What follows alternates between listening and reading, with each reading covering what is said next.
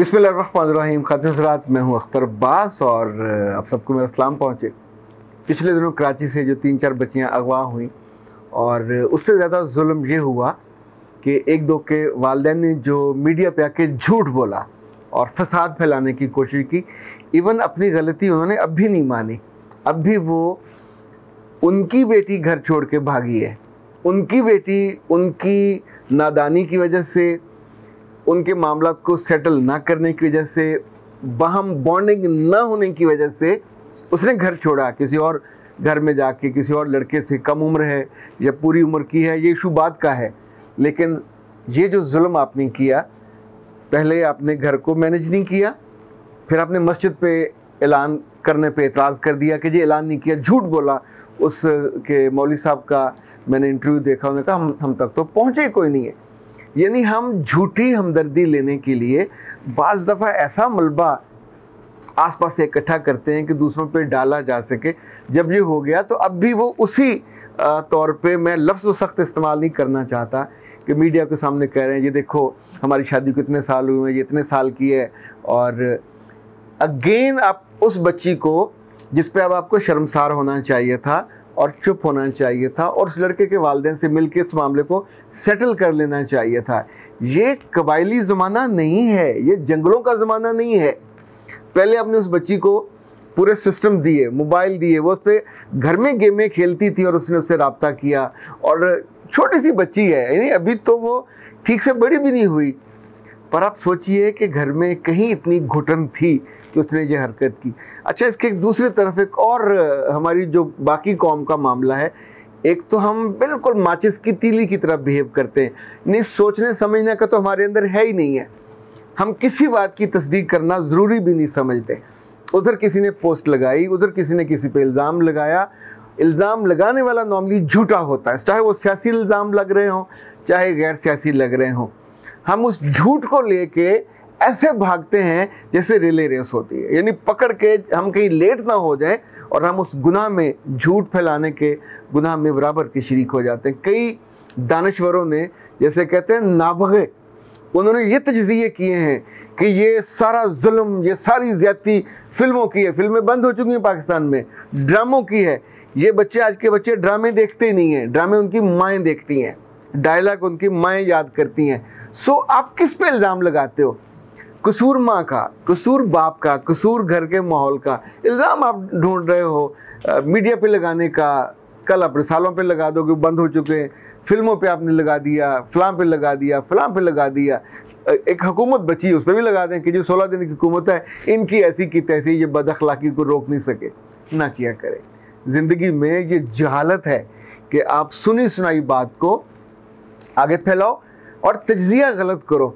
जब 71 में पाकिस्तान अलग हुआ, दो हिस्से हो गए, मशरक़ी पाकिस्तान अलग हुआ, मगरबी अलग हुआ।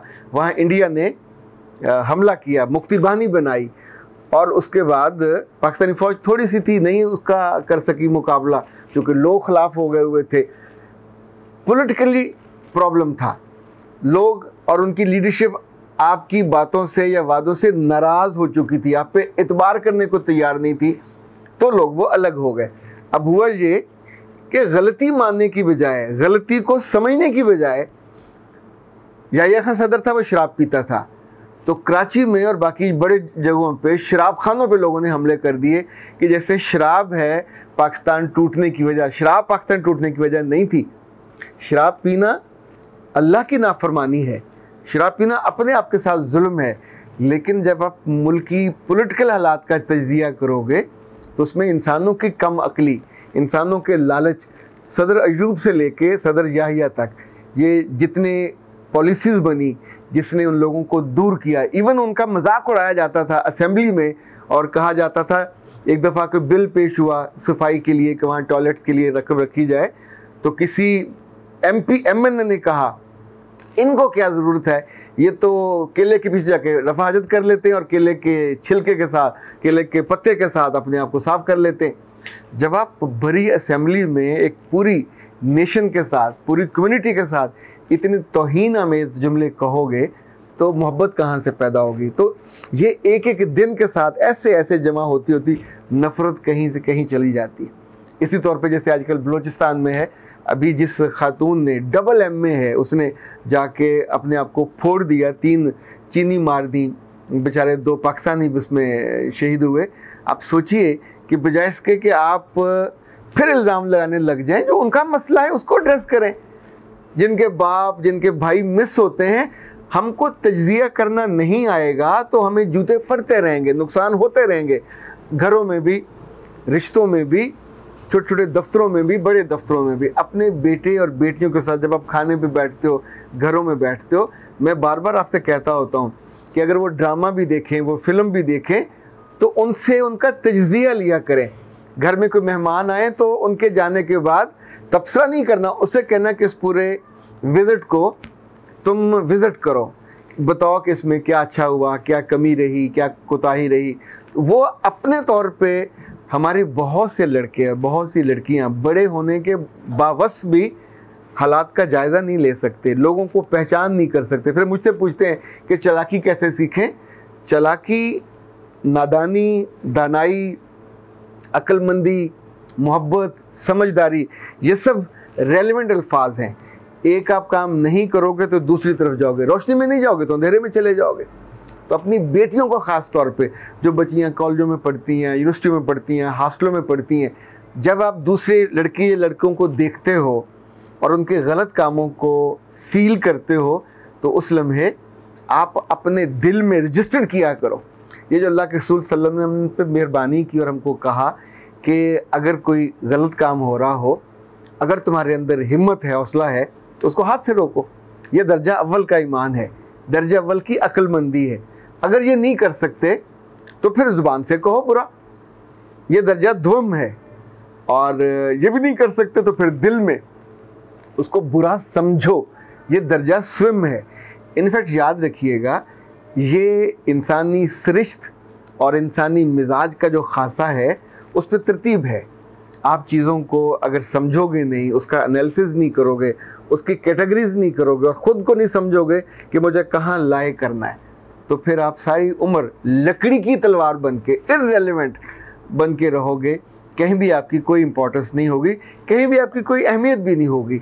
सो ज़िंदगी आगे बढ़ने का, लर्न करने का, सोचने का, जब भी कभी तारीख़ पढ़ें तो तारीख़ी वाक़यात पे भी आपकी राय होनी चाहिए। आप अल-तुग़रल देख रहे हों या कुर्रतुल उस्मान देख रहे हों, तो भी उन करैक्टर्स के अच्छे या बुरे होने पे ज़रूर सोचना चाहिए।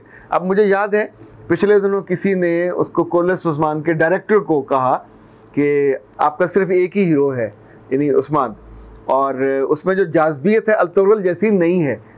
तो आप सोचें, व्यूअर के कहने पे उस राइटर ने और डायरेक्टर ने उसमें 2-3 नए कैरेक्टर ना सिर्फ इस्टेब्लिश किए, बल्कि उनको ज़्यादा स्पेस दी, उनका काम बढ़ाया। अच्छा, ये तब होता है जब आप सोचते हैं कि जिस कहने वाला है उसकी बात में दम है। उसमें जो था तुरगत, वो नया कैरेक्टर आया, मारी आई, उसकी शादियाँ वादियाँ भी हुई, तो ज़ाहिर आपको इतनी सारी स्पेस हीरो के काम से काट के देनी पड़ी। इसी तौर पे जो उसका है बुरहान जो उसका वो है अलप, वो उसका काम थोड़ा बढ़ाया, उसको टांगे वांगे उसकी तोड़ी, गरीब की, ज़ख्मी किया, फिर ज़हनी तौर पर परेशान किया, फिर नॉर्मल किया, तो उसकी वफ़ादारी। अच्छा, अभी मेरी फीलिंग ये थी कि जैसे वो नए नए किले फ़तह कर रहा है, तो हर फातह का काम ये होता है कि फ़तह के बाद जश्न मना के जब वापस आ जाता है तो फ़तह ख़राब हो जाती है। हमेशा वहाँ अपना कोई मोतमद आदमी उस किलेदार बनाया जाता है। यानी जब जिसने पुराने थे फातिहीन, तो वहाँ के गवर्नर अपने बंदे लगा के जाते थे, उनके साथ फौज एक दे के जाते थे। ये थोड़ी होता कि सारे बंदे वापस ले आओ तो अगला कोई और आके उसको ले जाएगा। अच्छा, ये सारी चीज़ें तारीख़ पढ़ते हुए, लोगों से मिलते हुए, ख़ानदान में बैठे हुए, अपने बच्चों को ज़िंदगी का एनालिसिस करना, अच्छे बुरे का तज्ज़िया करना, इवन बच्चे और बच्चियों के तर्ज़ अमल से, उनके गैजेट्स देखने से, उनके ड्रामे देखने से, उनके दोस्तों को माहौल देखने से, अगर आप बर वक्त चीज़ों को देख सको, तो फिर ये जो बच्चियों के घरों से भागने का नुकसान होता है, ये सिर्फ नुकसान नहीं होता, इसमें बहुत बेइज्जती होती है, इस पर बहुत रुसवाई होती है। उन बच्चियों की बाकी बहनों के रिश्ते तक टूट जाते हैं। अब ये बच्ची वो जो है रिदाए ज़हरा, आप सोचिए, इसकी माँ का तर्ज़ अमल देख कर और उसके बाप की इस मौके पे भी तर्ज़ अमल देख कर, क्या इनके यहाँ कोई और बंदा ब्याहने के लिए सोचेगा, मुश्किल हो जाएगा। क्योंकि जब आप अपनी गलती को मानते नहीं हैं और उसका उपाय नहीं करते, यानी अब उसूली तौर पे उन्हें फौरी तौर पर रश करना चाहिए, अपनी बेटी से इजहार मोहब्बत करना चाहिए। अब उसकी उम्र में चक्कर में पड़ के क्या आप उस लड़के को जेल कराओगे? वो लड़का जेल होगा तो ये बच्ची क्या वापस घर चली जाएगी? ऐसा नहीं होता, ये ज़िंदगी है। कुछ अरसे बाद अगर दोनों आपस में खुदा न खास्ता उनका दिल ना मैच किया, रिश्ता टूट गया, तो फिर वापसी और तरह की होती है। लेकिन अभी बिल्कुल ताज़ा मामला, उसने एक इतना बोल्ड डिसीजन किया, गलत किया, नहीं करना चाहिए था, लेकिन अब आप उसको मज़ीद ख्वार करोगे। क्या लड़के को मार दोगे जान से? अदालतों में जाके उनके बीच में आप गाली गलोच करोगे, डंडे मारोगे, क्या करोगे? यानी ये आप उस बच्ची के दिल में अपने लिए मज़ीद नफ़रत। एक गलती का जवाब दूसरी गलती नहीं होती।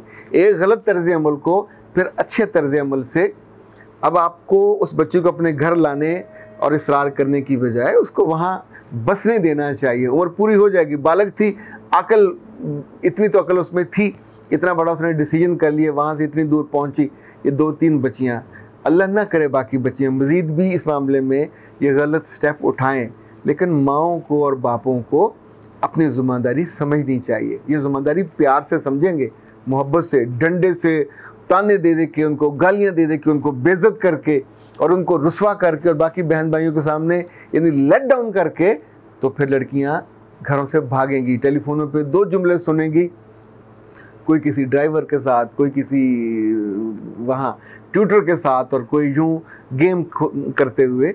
ये ज़्यादा दुख वाला मामला है। चीज़ों को बिल्कुल यानी क्या कहना चाहिए, जो एटीज़ है वो नहीं लेना चाहिए, इसको फॉर ग्रांटेड नहीं लेना चाहिए, रुकना चाहिए और रुकने के बाद जायज़ा लेके अपनी गलतियों को मानना चाहिए।